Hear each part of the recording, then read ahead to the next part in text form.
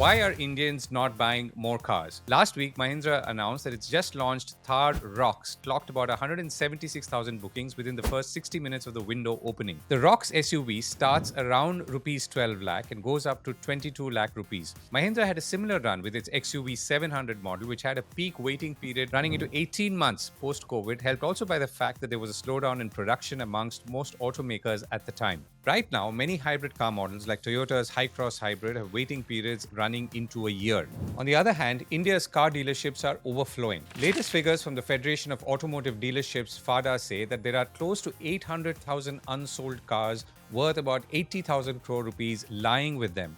Inventory levels are now at a record 80 to 85 days. So as much as Mahindra's new Thar version is being sought after, other cars, including entry-level ones, are not doing well. In October 2023, India's largest car maker Maruti Suzuki's chairman R C Bhargava said he hoped that demand for smaller cars would make a comeback in the next 2 to 3 years, stressing that this was important for the growth of India's overall passenger vehicle industry. Now that makes total sense, but except that Mr. Bhargava said roughly the same thing again a month ago or a whole year later at the company's 43rd annual general meeting. He reiterated Maruti remained committed to its small car lineup, projecting a revival in the segment by 25-26, or that's next financial year. He also said that he firmly believed that low cost and small cars were necessary for India's economic and social conditions, and that a temporary setback in demand would not change Maruti's strategy.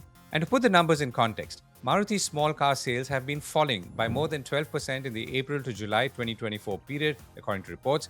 Its utility vehicle segment, however, grew close to 16% in the same period. Now, you can't fault Mr. Bhargava's logic, which is that upwardly mobile consumers aspire for cars, and as they do, often graduating from two-wheelers, entry-level cars make the most sense. That's the theory, but it's not working out in practice, at least as much. Car dealers have told me in recent months that potential buyers for entry-level cars are not able to put together the loans to do so because they could not bring in even the minimum amount. On the other hand, car prices have jumped up in recent years. Former Federation of Automobile Dealerships President Manish Raj Singhania told me last month that salaries and incomes have not risen by the 70% or so that car prices have. Average prices for passenger vehicles were around 6.5 lakh rupees 4 or 5 years ago.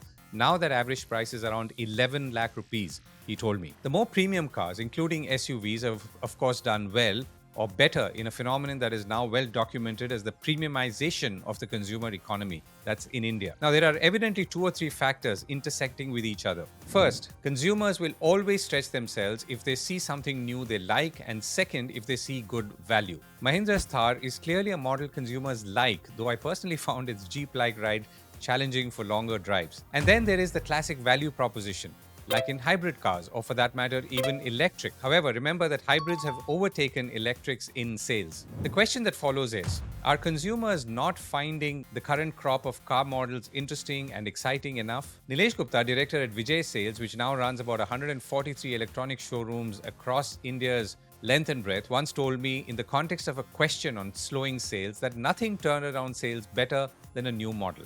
He was referring to color televisions at the time, but this applies to cars as well, as is quite evident. The other more dreaded question, of course, is if there is a fundamental slowdown that is kicking in. It is possible, of course, that we still have a month or two to go past the festival season before we attempt an answer. Till that point, India's auto industry will depend on hope and, of course, car dealerships to park their unsold cars.